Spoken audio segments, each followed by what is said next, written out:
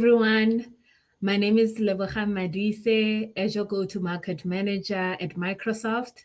I'm joining you from Pretoria in South Africa. And with me today is Someleze Diko.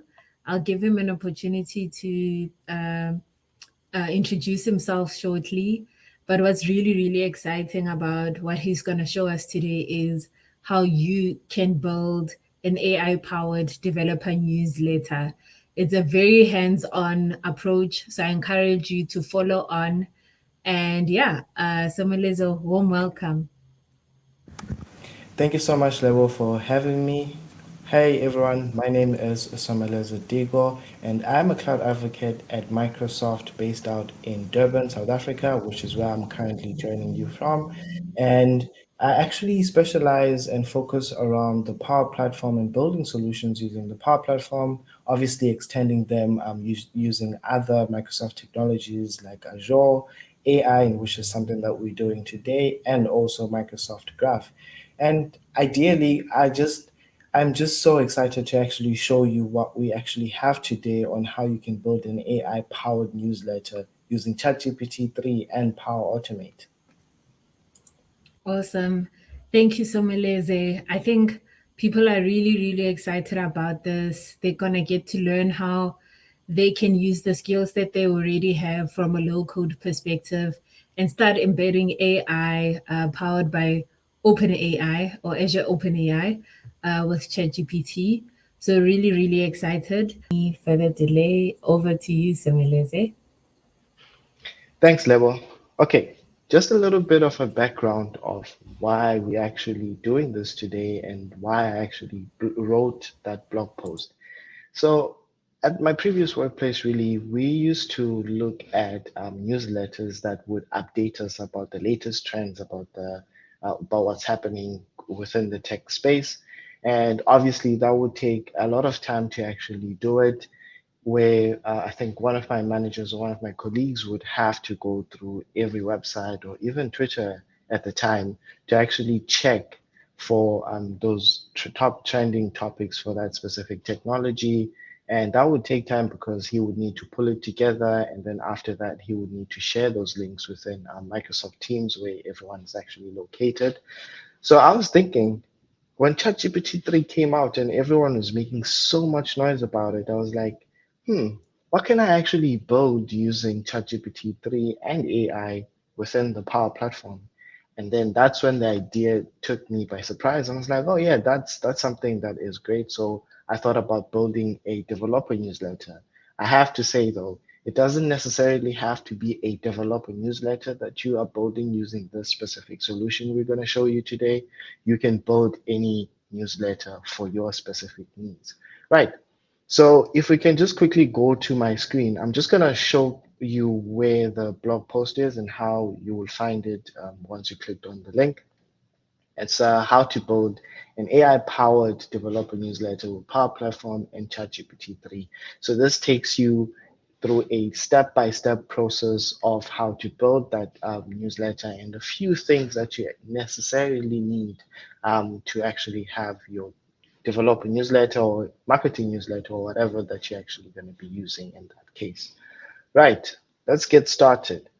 How we actually get started is that at first, because the scenario is centered around allowing someone who is within a team to query about a specific trending topic or about a specific topic within the organization, we would need to enable them to enter in that information using either Teams. So in my case, I use Teams. So how can we do this? So our first step and our first stop is actually using adaptive cards within Power Platform. So if we go to adaptive cards, the adaptive cards designer, so we'll share the link as well to you guys on the description box below, where you would then find this specific platform. So adaptive cards basically is just cards that people can interact with either by entering information or by displaying information using that adaptive card. And a lot of developers actually use it. And most of the time they are JSON based. So when you get to the adaptive cards designer in this case, you would be met with a template that's already been built for you. And on top of that, you can make changes to that template and you can be able to copy the payload editor or the card payload so that you can be able to utilize it wherever you want to use it. So in our case, we're going to be using it within Teams and Power Automate. But I want to note something, right? Is that whenever you're building an adaptive card using the designer, you have different options and different reasons why you are building that adaptive card. So for an example, you would have to select the host app. So there's bot framework web chat, meaning that if, for an example, you have a website, in that case, you have a chatbot where people interact with it and you want to use an adaptive card. So you would choose that as a host app. And there are other specific technologies or host apps that you can be able to choose from. So in our case, we can choose Teams to build the adaptive card. And you can quickly see that there's a difference in the adaptive card because it's catered for that specific host app. Right. In this case, you don't want to copy a template. In our case, you just want something that is customized by you and you want to use it within Microsoft Teams. So how can you actually do that? So in this case, you can either copy this card payload if you want to use it, but in our case, we're going to click on new card. You have two options. You can start from blank or you can start from a JSON schema.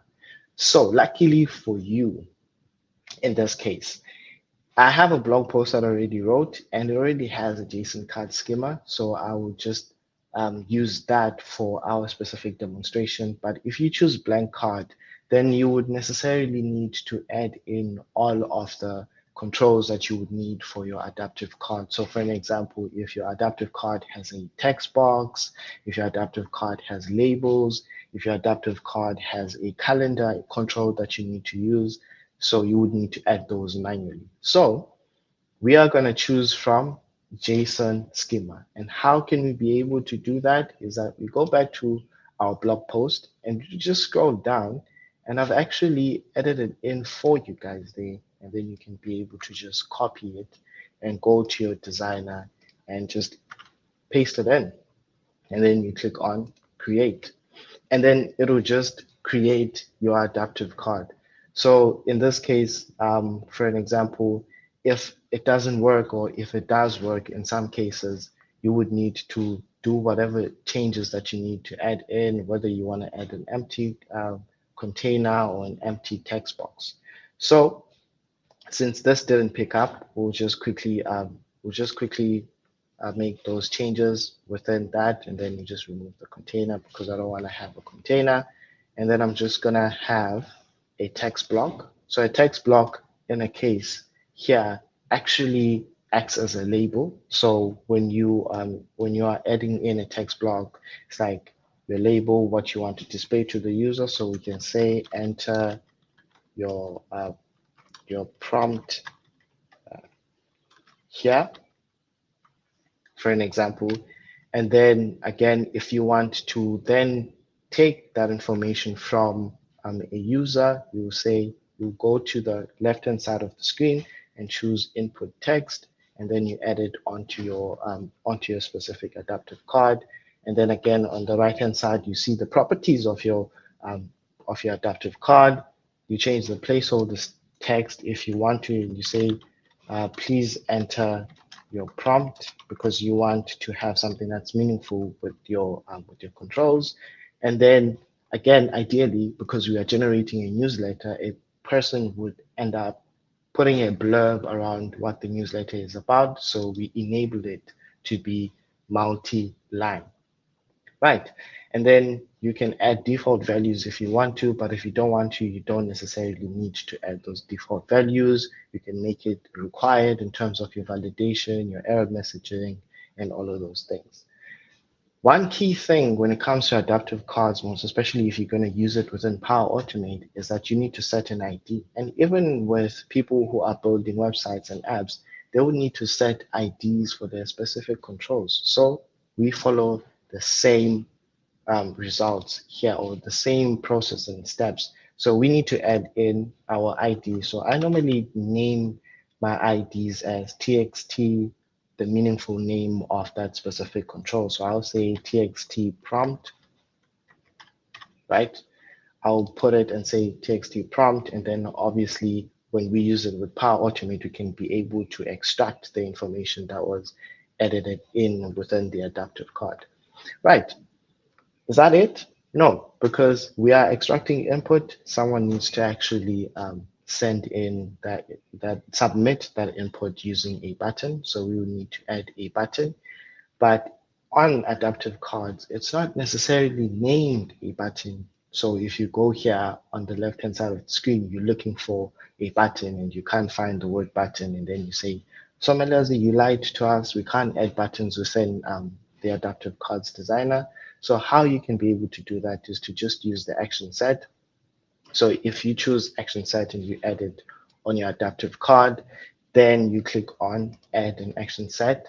So it'll give you a list of options. Is it action.open URL, which will open another URL, or is it action.submit, which is the button that will just submit the information that was inputted within your adaptive card or your text box, or action.show card if you want to show the adaptive card if initially you made it invisible, and then action.toggle visibility to toggle the visibility of the adaptive card, and then action.execute if you want to execute something. So in our case, we're going to choose action.submit, and then we're going to customize it a little bit as well. So you click on the action set, you can give it an ID. So I can say TXT, not TXT in this case, it'll be button submit, right?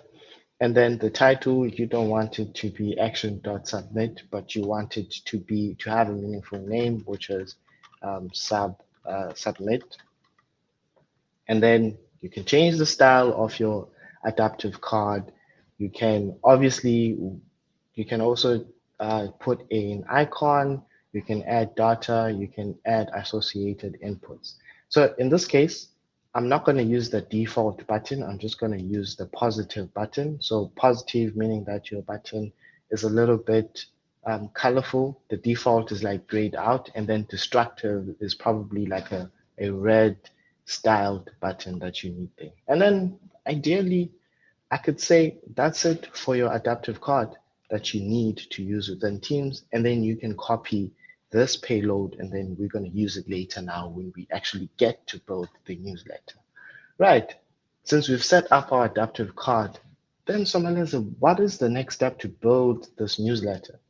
Okay, the next step is to actually build a Power Automate flow. So this Power Automate flow, what it needs to do is to run almost on a regular basis, and then add mention that marketing team or whatever team is responsible for the marketing, for the newsletter, and then the team would need to add in their prompt using the adaptive card. Once they've submitted it, we need a newsletter. How do we do this? Let's go to Power Automate. So I'm going to open up a new tab here and say make.powerautomate.com, which will take me to the Power Automate Studio, where you can be able to build your Power Automate flows and obviously set up your automation for your different kinds of solutions. So within the Power Platform space, you have Power Automate, Power Apps, Power BI, Power Virtual Agents, and Power Pages.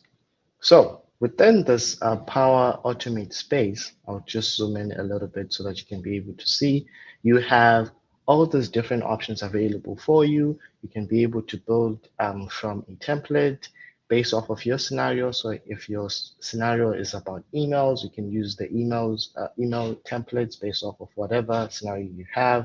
Do you want to have sentiment analysis for those emails? You can choose this specific one, this specific template that you can be able to use within Power Automate, and so forth. But our main focus here today is not necessarily the entire Power Automate studio. It's actually creating this specific newsletter Power Automate flow. Right, so how do we do that? So on the left-hand side of the screen, we'll go to create. So you click on create, you have different options available to you again to build your Power Automate flow. And you're wondering, so Meleza, which option is best fit for our specific scenario or for this newsletter? The key word that I used for the scenario was our newsletter is sent almost every single week or on a specific day of the week, every week, to the marketing team or to the newsletter team, and then it generates that newsletter. So what's key here is it runs almost every week or on a specific day in the week. So you would use a scheduled cloud flow. A scheduled cloud flow allows you to run your flow based on your specific schedule. And then the other options, obviously, you have your instant cloud flow, which is it runs once a button is pressed. Then you have an automated cloud flow that runs automatically once the trigger condition has been met. And then the describe it to design it, which is a new feature, cool feature that I'm going to be showcasing at a later point, which is you are using the AI copilot within Power Automate to describe your Power Automate flow. So whatever Power Automate flow you want to build, it'll take your words and then it'll build it for you. And then you can add your changes that you need. Then you have your desktop flows and process mining. So let's just build this flow. We choose scheduled flow. We have to give it a name, right? So we can say it's a weekly newsletter. So for you, it can run every day, but normally when it comes to newsletters, I would think that it's best to actually have a weekly newsletter or a monthly newsletter. And then you can set a starting date and time for your newsletter. It can start today. I'm just going to leave it today at 10 a.m.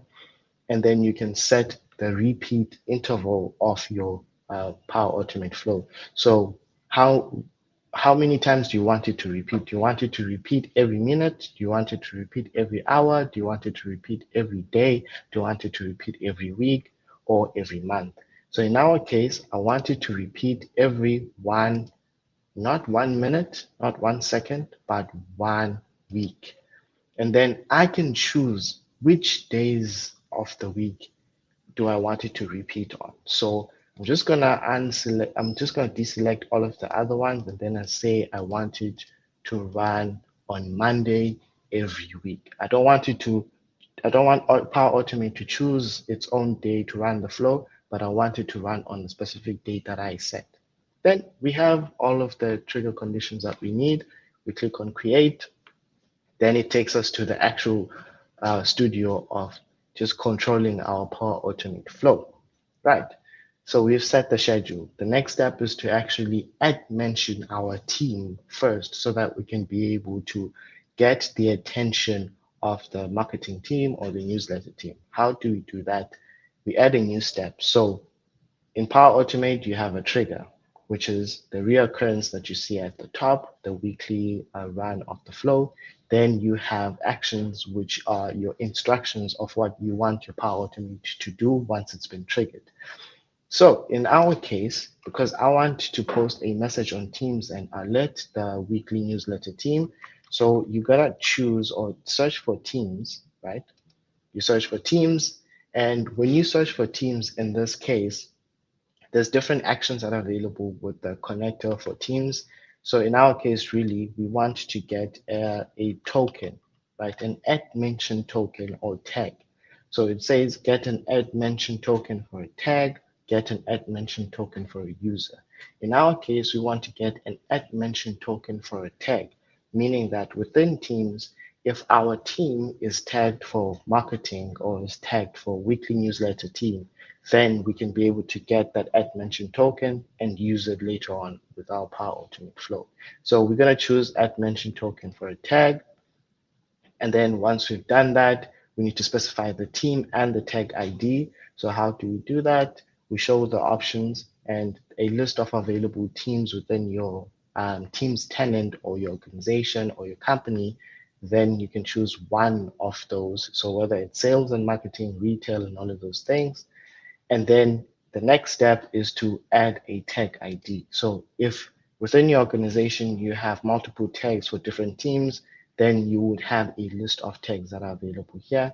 So currently for my team's tenant, I only have one tag, which is weekly newsletter. Then we're going to choose that. But it doesn't stop there. What do we do with that add mention token tag, right? So what do we do with it? We need to add mention that specific tag so that the team can be aware that the weekly newsletter is due on a Monday. How do we do that? We add another step. and then we search for Teams because we're still posting a message on Teams, search for Teams. And in this case, we want to post, we want to post a message, not an adaptive card. In this case, you'll see that later. You want to post a message in a chat or channel. You choose that action because you want to post that message. So you have options to post as a flow bot or a user or a power virtual agent. So ideally, you can choose user or Flowbot. Flowbot, ideally, if you're using the same account, will show either the username of that account or the actual email of that account, right? You want to post this way.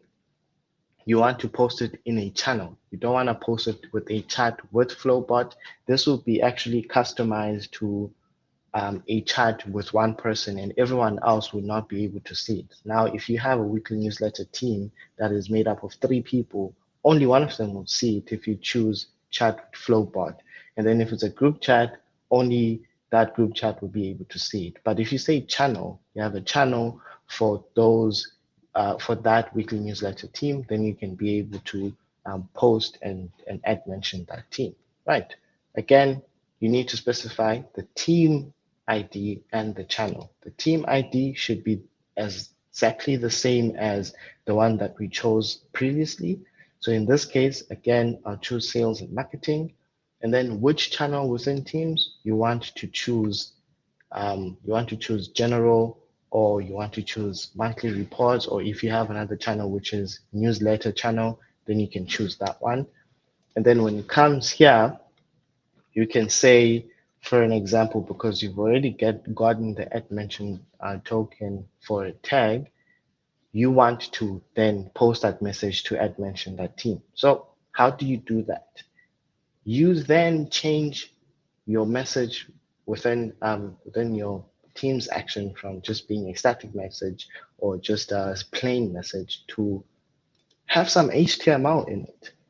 Right. Why are we doing this? Is that because for you to be able to add mention a team or add mention a tag, you need to use an add tag. So that add tag is actually an HTML tag, and you can't be able to use that on a plain message within the team's action, right? So we're just gonna remove that line break here, and then we put in some text. We'll say hi, and then we put our add tag, and then we use a dynamic content that comes from the previous action, which is add mention tag.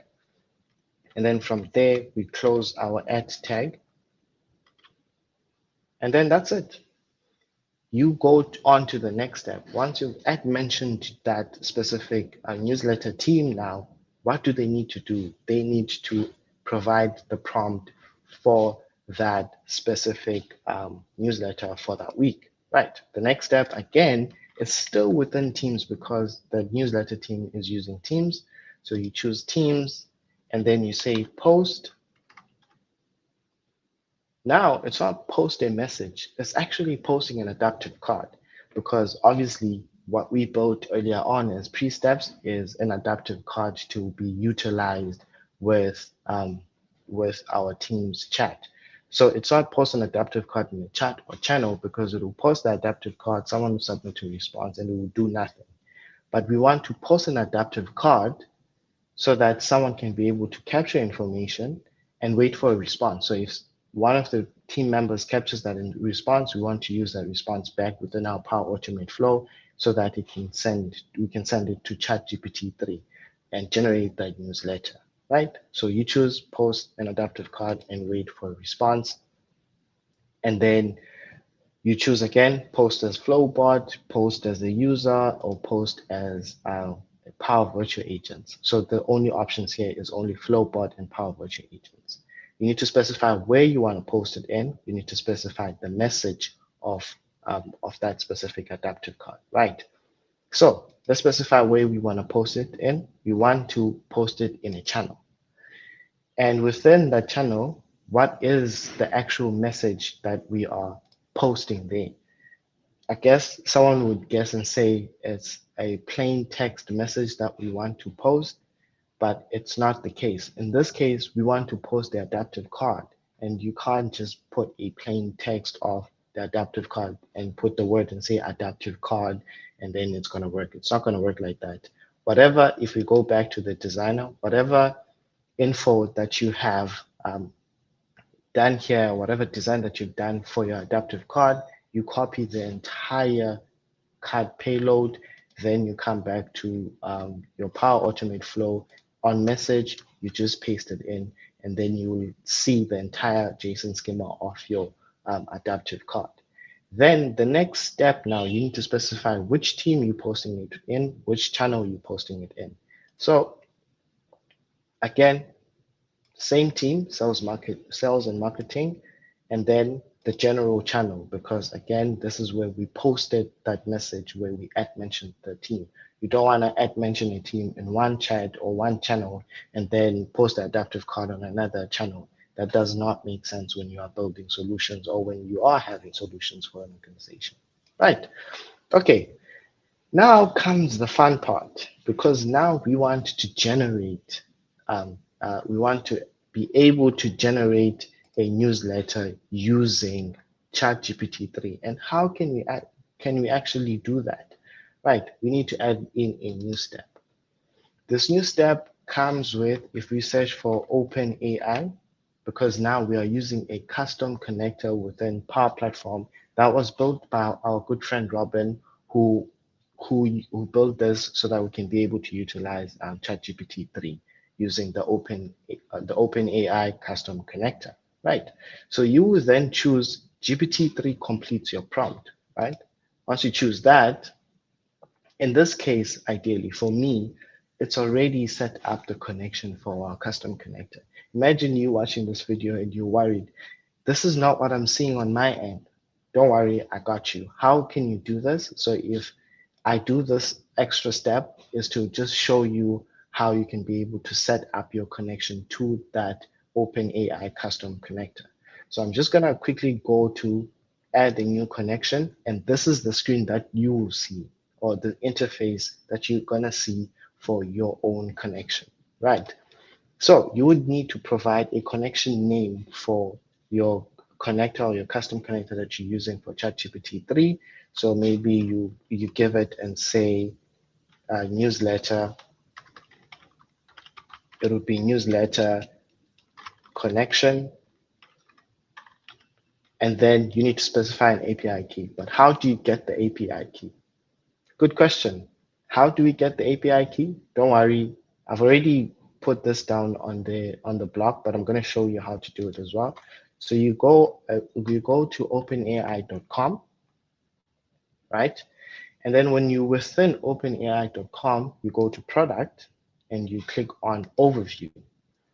And once you click on overview, you'll see this random information about what OpenAI is about and all of the GPT-3 models and DALL-E models that are within OpenAI. But for you, what you want to do is to click on Get Started. When you click on Get Started, ideally, the screen that you're going to get is for you to be able to create your new account if you've never used OpenAI.com before. Create your new account for free so that you can have access to openai.com. Or if you already have an account, you can just log in. So I'm just going to click on login, and I'm going to log in with my Google account. And then once you're logged in, what you want to do now then, because it will show you how you can build an application for text completion, code completion, image generation, fine tuning, embeddings. You need to go at the top right corner of your screen on your profile, and then click on View API Keys. And then when you are on this screen, I already have my own API key, but when you are on this screen, you can get here and click on Create New Secret. So I'll create a new one just for demonstration purposes, and then I'm just gonna copy it. I'll delete it later on if you're worried about using my Open API key. So I've copied it. Now the next step is to go back to Power Automate and create this new connection, right? How you are able to paste in your Open API key is not necessarily how you would just come in and just paste it in since you've copied it. First and foremost, you need to write barrier and then space, and then you paste in your open AI key. So just like how I'm showing it now, don't worry about it. I'll delete it later on. So barrier and then your open AI key, and then you just click on accept. And then this will actually um, make your connection successful within OpenAI or within the OpenAI custom connector. Right. So you have it. Now it's asking you for a prompt, right? What you want to ask ChatGPT 3. It's asking you for a prompt. How can you necessarily provide a prompt? So how I've watched Chums, kudos to him, who's actually played around with this specific connector and build solutions using the Power Platform with it. You would need to train your model in a sense. Ideally, right now, you can just go to your dynamic content, right, and search for, let's say, TXT search or TXT prompt. In this case, if you build your adaptive card to have TXT prompt, and then just paste it in on the prompt tab. Once you pasted it in, it'll just generate the newsletter the way it is. It'll just return all of that information, but it's not going to be structured the way that you want it to be. So how can you do that? Instead of just pasting in the dynamic content, you're just going to say extract, because you want your custom connector to be very intelligent. So you're going to say extract um, entities from the following prompt, and then obviously you add in a new space, and then you can name this whatever variables that you want to put. So for example, we can say the search text is, and then we say, or we can say the search text is that, or we can say the prompt text is, let's say, what is happening with Power Automate, right? And then you put in your question mark, and then you just put in your new line or your new line tag within HTML. The next would be your search text or your search prompt. So your search prompt would be either, like for an example, you say Power Automate, and then you say, or it's hashtag Power Automate, for an example. So it will go using your prompt and search for any trending topics using that specific hashtag. And then you can add in other prompts. So I'm just going to add in a new line so that we can be able to have a much more meaningful prompt and search. And then I'm just going to paste it in. So I love being a developer as well. You can copy and paste stuff. So you say Power Apps. So what is happening with Power Apps? And then you change your search text to be from Power Automate to be Power Apps. And then you change this again, and you say hashtag Power Apps. And then I'm just gonna do a last one. And then obviously here, prompt, what is happening with Power Platform. I'm just gonna say Power Platform. And then I'll change this from Power Automate to Power Platform. And then the hashtag again is gonna be Power Platform, the one that I know that is within Twitter. So again, it can be anything or whatever that you want to use. And then the last of the last ones, then you say what is happening with virtual agents. So Power Virtual Agents or Power BI. And then in this case, you change it again, you say Power BI, and then your prompt is you change it and you want to pull it from an official Microsoft account within the Power Platform space. So in this case, you say at MS Power Plat. So that's the username of the Microsoft Power Platform account within Twitter. And then now the actual one that we want to extract entities from. So this is more of just training your ChatGPT 3 OpenAI connector to be able to use ChatGPT 3 to extract entities. But the one that you want to extract entities from, which would be, we'll say prompt. In this case, it's not going to be the words that we type in, but we're going to go for our dynamic content and search for it and say TXT search. So this is coming from this adaptive card and this information that we've gotten from the adaptive card. Then we say TXT search, and then obviously the search prompt here, we just leave it as blank, that's fine. And then you can leave the max tokens as they are. Obviously, if you're using the free version of the ChatGPT 3 model, then you'll have like a very low number of tokens that you can be able to utilize, right? But another thing that you want to do is to actually showcase or allow your you want to showcase or allow your OpenAI custom connector, where can it actually stop?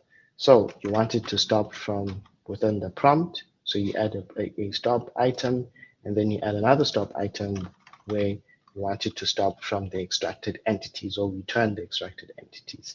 Right, that's the first step. And then what's next now is obviously, ChatGPT 3 will return something from, will actually extract entities from your specific prompt that you gave it from the adaptive card. But now it doesn't generate the newsletter. How can you generate the newsletter? You want to get information from a source, then generate the newsletter using it. So how can you do that? In this case, I'm going to use Twitter, right?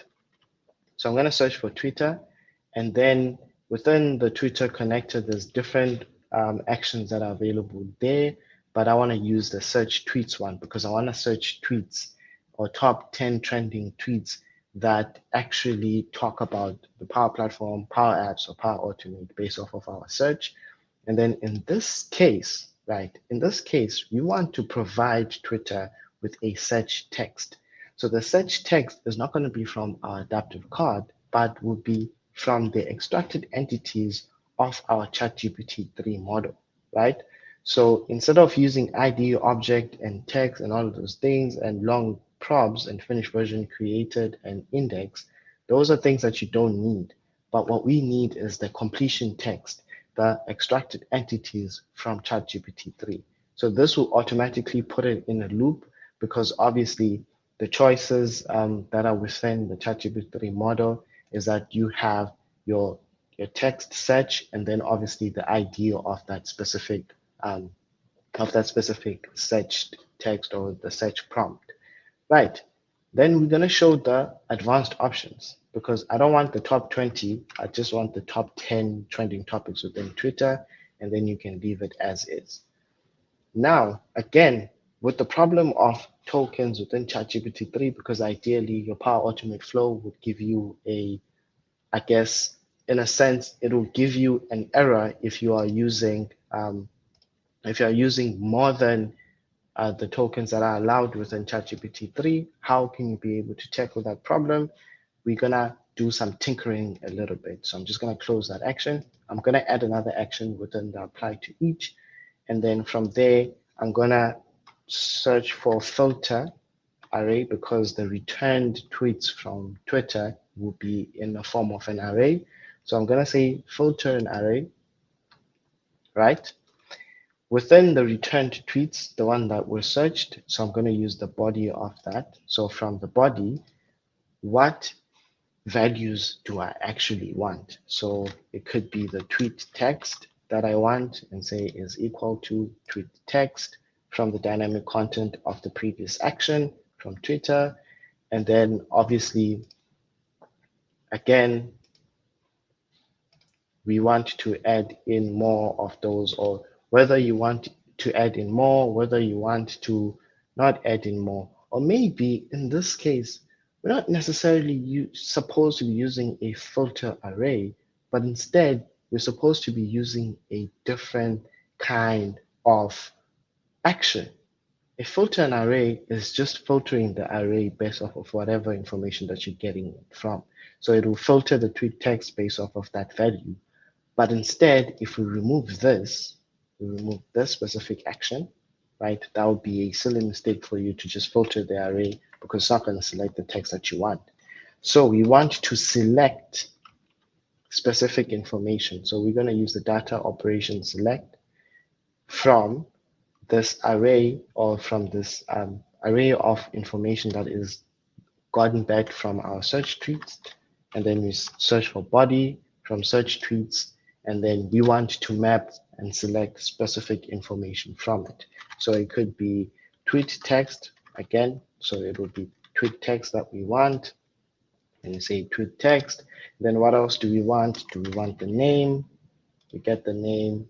Do we also want the retweets? Yes, because we want to actually see how many times was it retweeted. So we get the retweets. And then obviously we search for retweet count. Is there anything that we want? Do we want the description?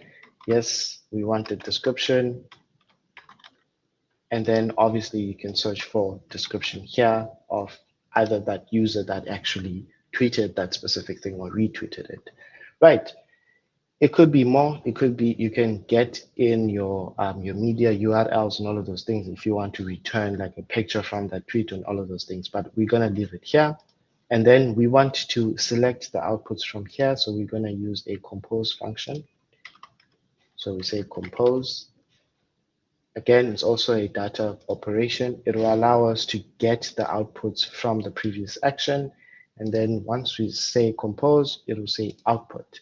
If we didn't have this compose and we just jumped right straight to generate the newsletter, it was not going to be able to pick up the outputs of those selected dialed down tokens from our search tweets. So it is important for you to get your compose and then get the output of the selected fields, whether it's tweet name, description, and all of those things.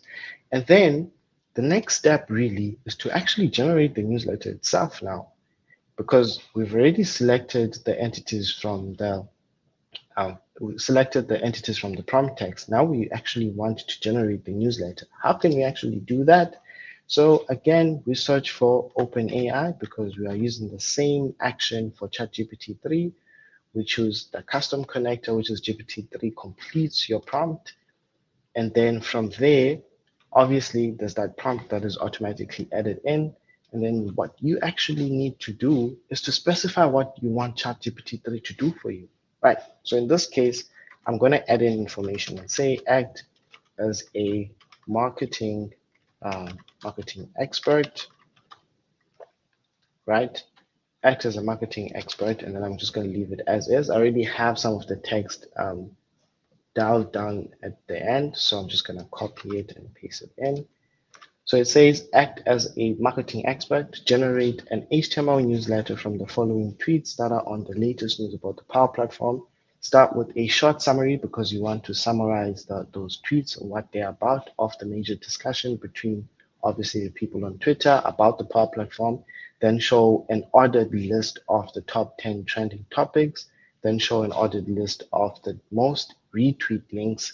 And then obviously the final results need to be within an HTML table with line breaks between ordered list items and clickable links. Why do you want to do that?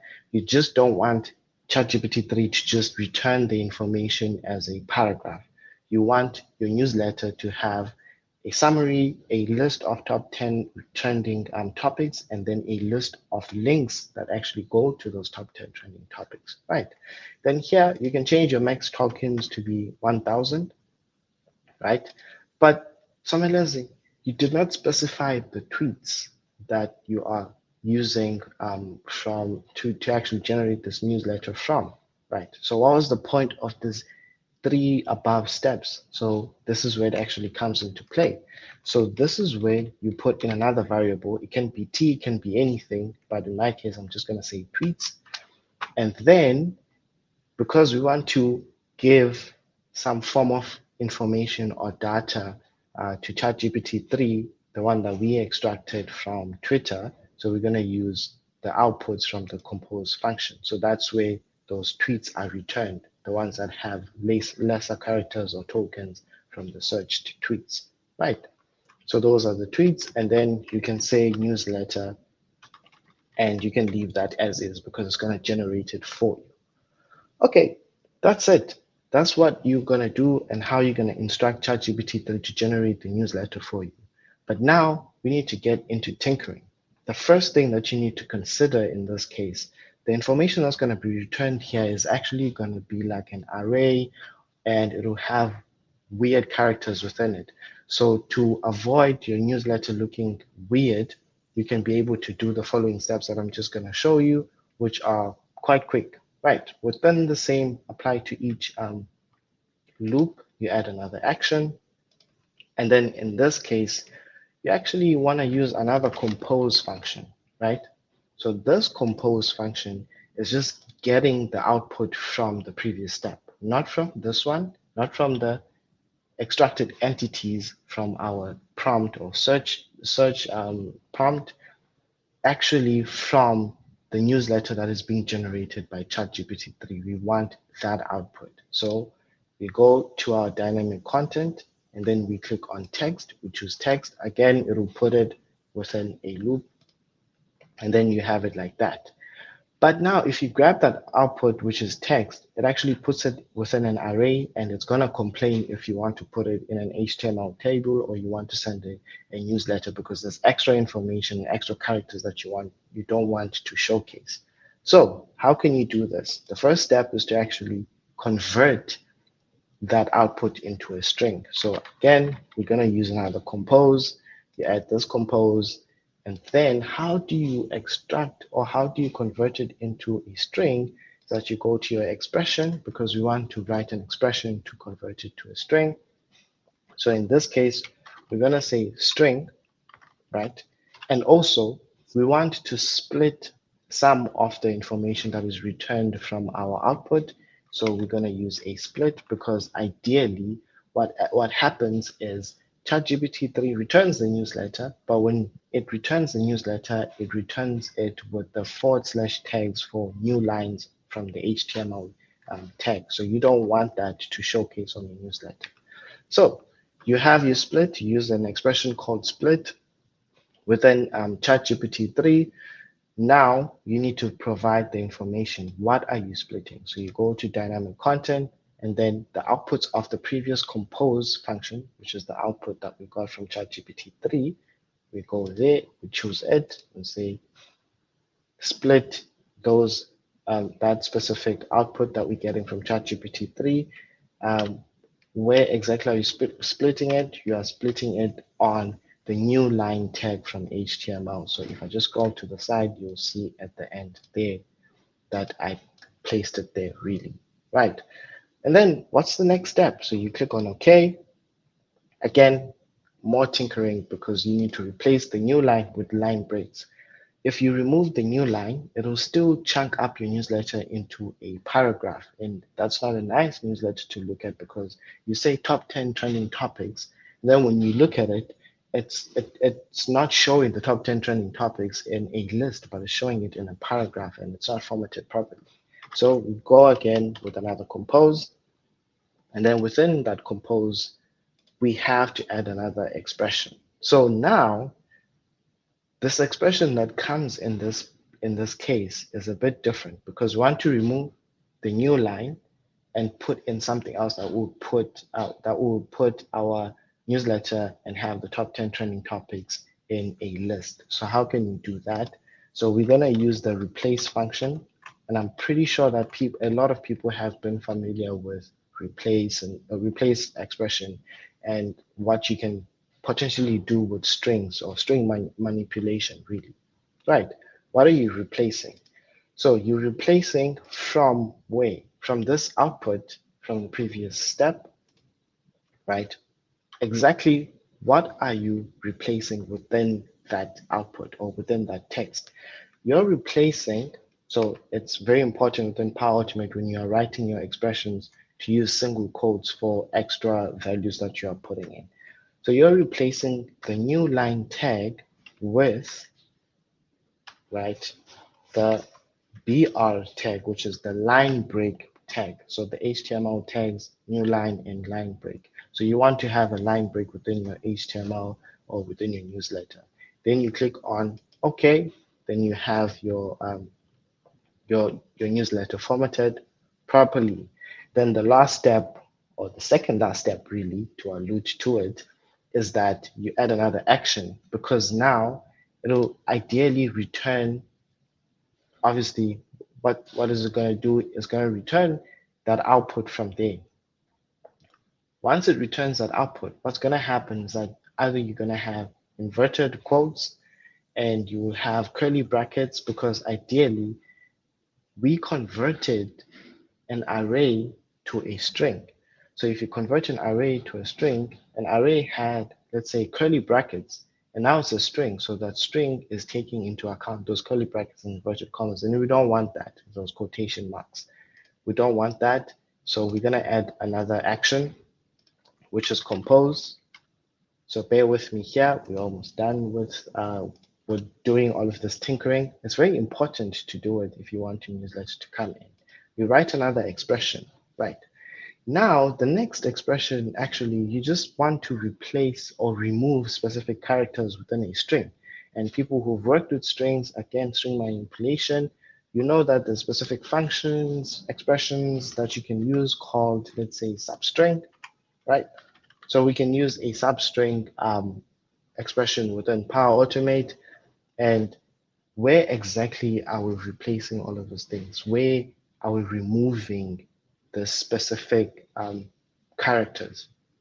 So we are removing them from the previous step, which is outputs, and then which position or which start index are we actually removing it from. So you have an entire string that has curly brackets on both ends. So let's say, for an example, your curly bracket is on index 0 or index 2 or index 1. You would specify that start index, right?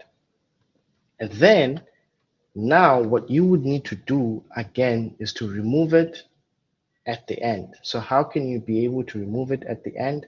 You use sub, right? You use sub, and then you want to look at the length of the string itself. When you look at the length of the string that you are getting from the previous output, which is obviously, like I said, you get it from compose number 4, and then let me scroll towards the end there so that you can see the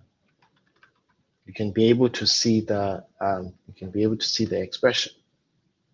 Now, once you've gotten the length of your string, what you need to do is to remove specific characters, let's say within that length of your string, like in from 3 places, 2 places, or towards the end of the index, right?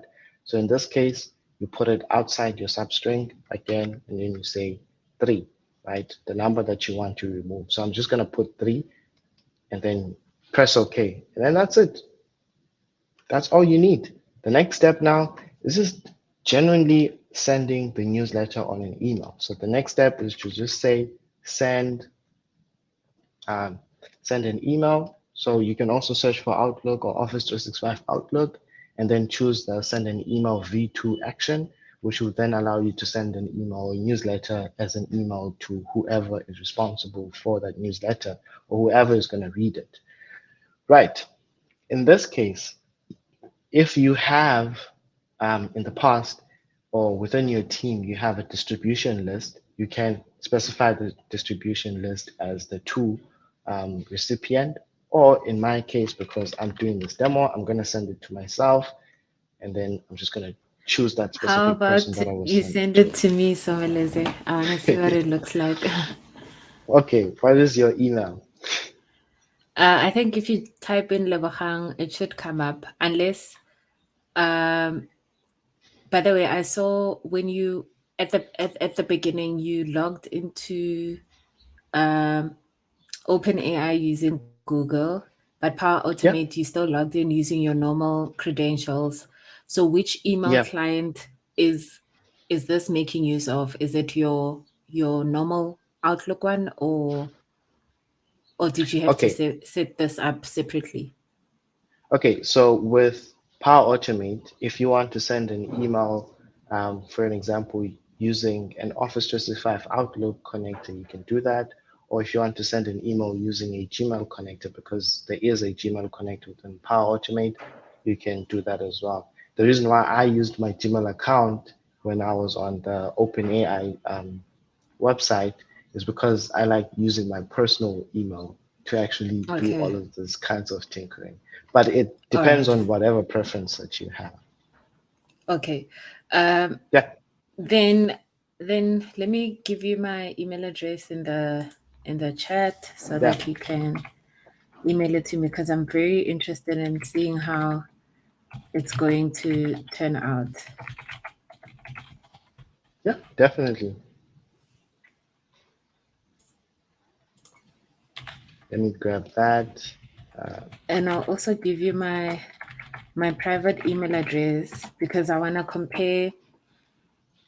it compare the view looks. of the of the newsletter, Yeah, on two no different worries. clients. Yeah. Yeah, I'm just gonna put both of them there, and then obviously it'll just pick up your email as is, right? Subject, you put I'm it just gonna hide as, it because this video is gonna yeah, go no public. worries. So I'm just gonna put the subject as weekly newsletter. And then what I'll do first, I'm just going to remove your emails and then I'll put them later on so that you can have my Okay. screen on. Yeah, Okay, sure. right. On the body of the email, now you need to put in your newsletter. Ideally, the information that you're getting from the steps is just a text or an ordered list of text that is like a newsletter. It'll be like if I sent Lebo an email with an HTML ordered or unordered list, it wouldn't look nice. It wouldn't be a newsletter. It's like a text with 1, 2, 3, 4, 5, 6, 7, 8, 9, 10, all of those things.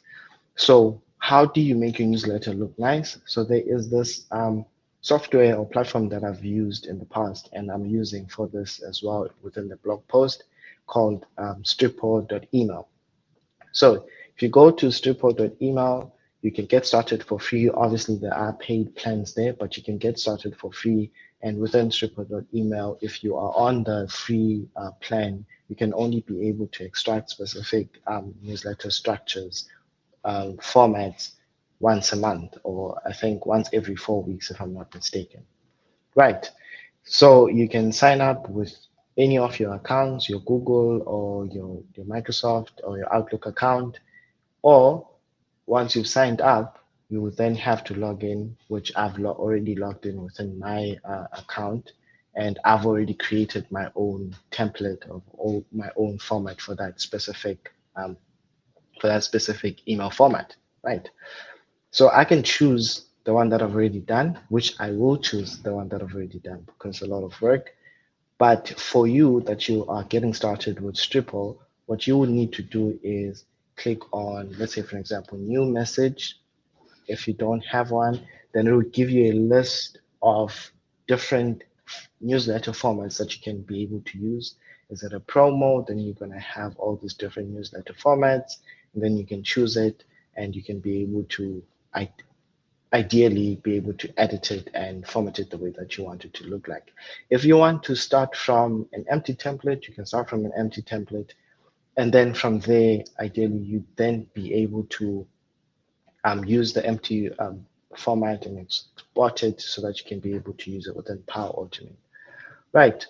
So I can necessarily go back um, to my email and not use the basic emails that are there. Let's see. Okay, I'm just gonna go back here and just log in again on Stripper. I think it'll log me in automatically. So once you've logged in and you have your templates done, then this is when you need to export it. So I'm just gonna click on my template that I've already done before, and I can say watch next time or escape. I don't want that advertisement there, and then it'll show um, ideally, it'll show how my template looks like, and then I can edit it however I want and change it. Yeah, developer of the month, that's myself, all of those things. And then what we want to do really here is to actually export this. We don't want to look at it on stripper.com, but we want to use it within on Power Automate. So you're going to click on export. And then once you click on export, it'll take you to this page. For you, you would need to choose HTML.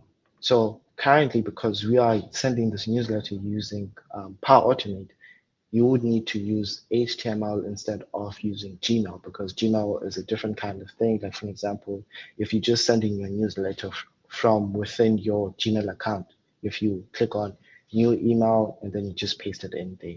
So in this case, you click on HTML, and then once you click on HTML, you can click on show HTML code, and then this will then show you the HTML code that you can then copy. So you can click on copy to clipboard. Then you go back to Power Automate. You go back to the body of your email, and then you just paste it in, right? So it's going to be a lot of HTML. So one thing that you need to avoid doing is doing it the way that I've just done it a few seconds ago. Because we are pasting in HTML, we need to toggle the code view so that we can be able to add in an actual HTML code instead of it being plain text once it's being sent out to people. So you click on code view, you just remove the paragraph and the line breaks tags, and then you just paste in your HTML code now in there. So it may be a mission for you to try and find exactly where do you want to showcase your newsletter on, right? So you would have to look through the HTML code and all of those things. But if I scroll up a little bit and then I scroll down, I may be able to find the start of my newsletter template. So for an example, if you go back here, what I'm looking for is this part. I just want to customize this part and put my newsletter in there, or the top 10 weekly trending topics on this space. So if I go back here, I found it, which is hello, strong, and then says dev team and all of those things. And then I just want to remove all of this text that's here. So I'm just going to try and remove all of this text that is here in between these specific paragraph brackets, right? Hopefully everything else has been removed from that. And then I'll add in my outputs from the previous action. So if I quickly scroll up again, it's a lot of code. So the outputs from this compose where we removed all of the unnecessary characters that were there. Right, so Level, you can switch the screens now so that I can add in your email. Yeah, so I'm just gonna add in Level's email and then hopefully test the app.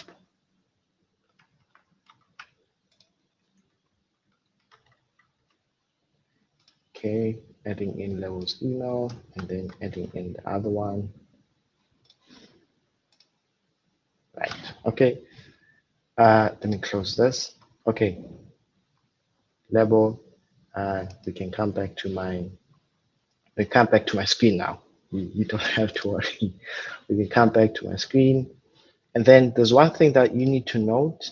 So if we go back to the previous actions, is that when you are posting or you are posting a message using an @mention token for a tag, you can't post it as a flow bot. You need to post it as a user because that functionality hasn't been factored in. So in this case, I'm just gonna reconfigure this, put in the team ID, the channel ID, and then the message would be hi, and then I put this on these tags. I put the @tag, I put the @mention token tag, and then I close the @mention tag, right? Okay, let's save this and see if it works. And normally when we are doing demos online, everyone knows this. Sometimes demos work against you, right? This has been saved. I can click on text and then I'll click on test manually. Obviously, I'll have to run the flow, then I'll run the flow. But so Meleza, you haven't shown us how the adaptive card actually looks like. Even now, you can tell it gave me a flow run. So for an example, flow run that has an error. So it says message mentioned text needs to be specified. So in this case, you post, I think it was here, which is this problem. Or ideally, what you can do is remove those guys and then specify that and then save it. Let's test it again. Hopefully it doesn't give us problems, right? And then run flow. And then the flow is running. So it has posted an adaptive card and waited for a response on Teams. So we need to go over to Teams. So we need to go over to Teams where we can be able to see it in action. So I'm gonna quickly open up Teams. Don't check your inbox yet, Level, because obviously I need to fill in the prompt before it can be able to check and generate the Fair newsletter. refreshing, actually. Yeah, I still need to specify the prompt. So that this is how the solution would need to work.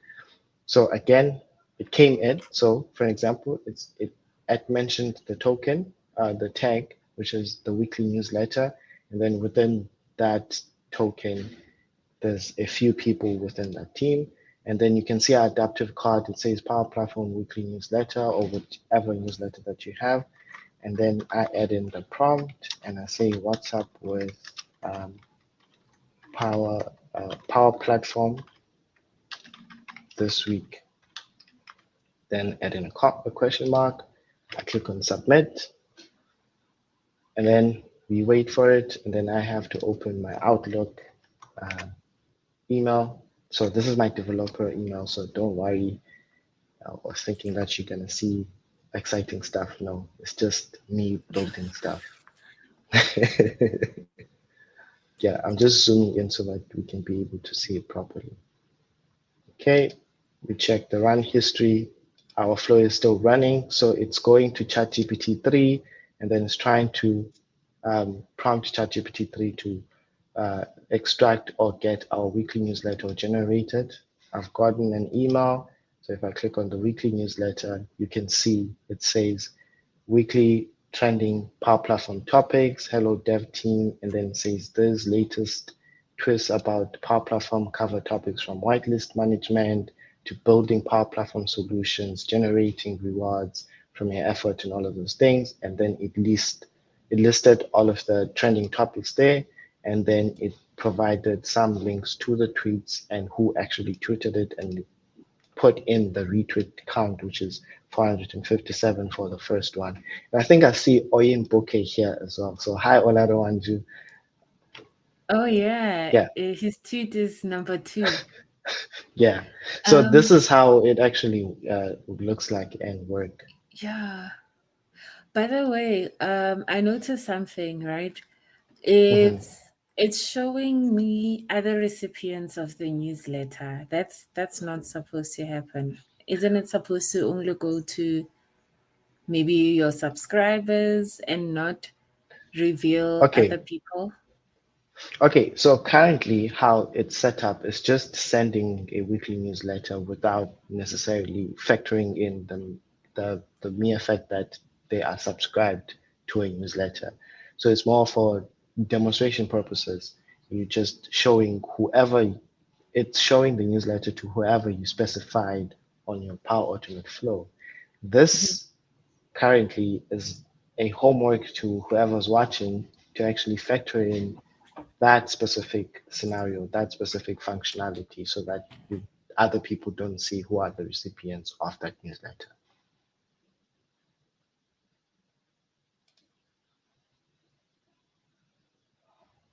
But ideally, with this, what we have, you can see. So if I go through the flow run history, what we have is you can see all of the prompts that we gave it while we're building the flow. And then if I scroll towards the bottom, it'll show you what the text was returned. So obviously it extracted entities, which is Power Platform or hashtag Power Platform week. And then it went to the other apply to each, which is here. Let me just exit this out and then then come back to it. And then what you will see within that second loop is that obviously it went to Twitter using the prompts here or the entities that were extracted from here. It searched um, the tweets around Power Platform or hashtag Power Platform week, and then it returned all of the tweets that are there. So it returned the tweet text, the tweet ID, and also returned the username or whoever it is that actually tweeted that. And then obviously we then just narrowed it down to just return because we don't want the username and all of those things. We just want the tweet text, the tweet ID when it was created, and the retweet count. So you can see the outputs of the body. It's just the tweet text, the name, the retweets, and the description. Right. And then Um, that's quick, basically it. yeah, quick question. Do you mind Yeah. just zooming into that JSON piece of code? I have a so can you add images so that like image URLs so that when the person receives the newsletter and they receive the tweets, instead of just having the list of the tweets, they can actually also Mhm. have the images that might be included in the tweet and Well, maybe you can. link to the original tweet as well. Yeah, you can set that up. So it all boils down to what you specify within this second action of ChatGPT 3. So you Okay, can say all of this blab and say return a newsletter that has this specific thing. I want a link to the media URLs. I want a link to the original tweet and all of those things. And then I once see. the newsletter has been generated, it will return all of those things. All right, thank you. But this is really nice, and I like the fact that um, it rendered the theme of your newsletter that you're using from Stripe. It looks Yeah, super professional, super nice. I think everyone would appreciate this. You've just simplified creating newsletters. And yeah. another, um, yeah, you were about to say something? No, no, no, I was saying, yeah. Yeah. So another question I have is earlier you mentioned the um, prompts going into Teams as actions, for example, for the next upcoming edition of the newsletter. But then Hmm. is that for the content creator who's responsible, or is it for someone who's supposed to actually approve the action? Because I remember when you did everything here, it sent a Hmm. message using Power Automate to Teams, Teams. and you Yeah. had to approve it before I could get it into my mailbox. So the automation of the reminders, for which step does that apply to? Okay, so here for this specific demo, what we've done is to just send the information to, so we send the adaptive card so that we can get the prompt within Teams, and then that person or the content creator really would put in the prompt that needs to go to ChatGPT 3, and then obviously ChatGPT 3 would need to extract all of the entities for that text.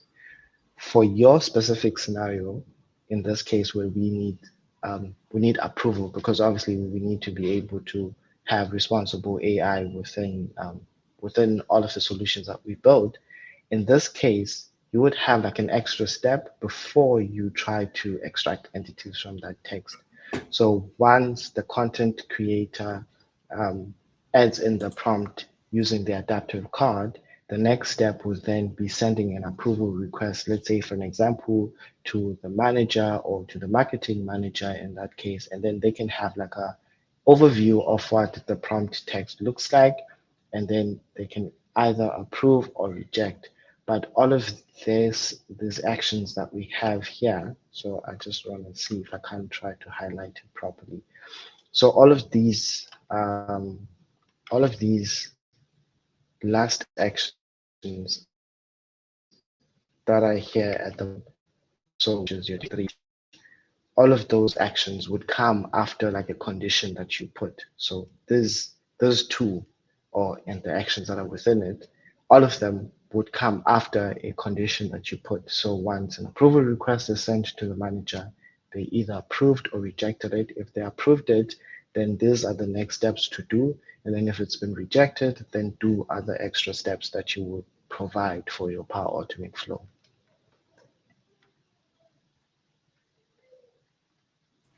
I hope that Awesome. answers your Thank you. question.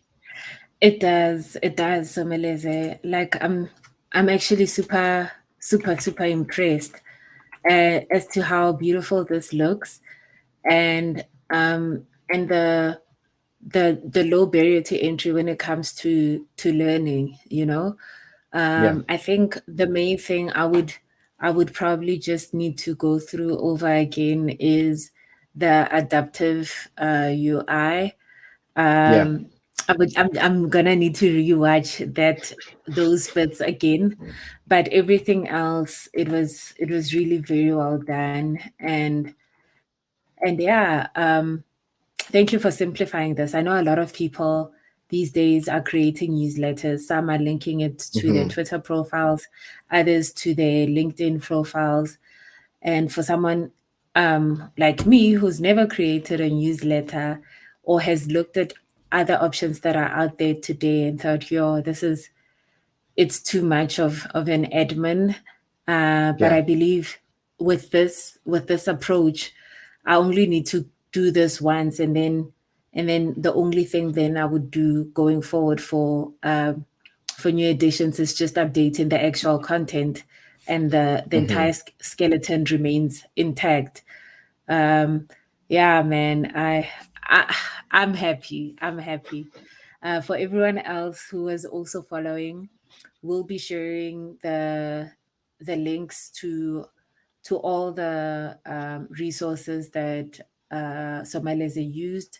So, as well as the blog post that he has on Tech Community site, along with the adaptive UI URL, as well as the OpenAI URL, so that you can get your keys from there. Yeah, and tweet us at Lebomadise and at Diko Someleze, hashtag Mia Developers. We'd like to see the outcome of your newsletters if you get to build an AI powered one.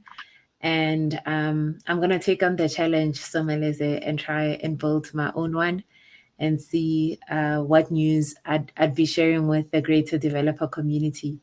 So thank you so much for your time and for being with us on Mia Dev Radio today.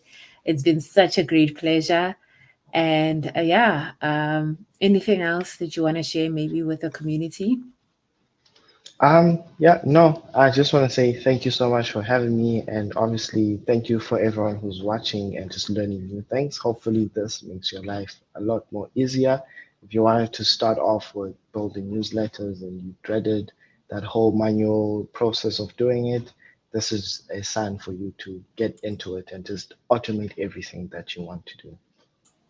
And again, the Perfect. steps that we followed here are actually within that blog post. So don't worry too much. You would reference this video and also you would reference the blog post to create this specific newsletter. Yeah, and one thing we're also going to add is a QR code at the end. So be sure to scan it so that you can get an email with all the links that we used for today's session. Mm, And Samuel, I'll share back with you how it goes from my side with regards to yes, building my please. own AI-powered developer newsletter. So from all of us here in South Africa, we'd like to say goodbye, and I'm sure we're gonna have Someleza back again on Mm. Mia Dev Radio because he's got lots to share with us. But thank you for today. Bye. Bye.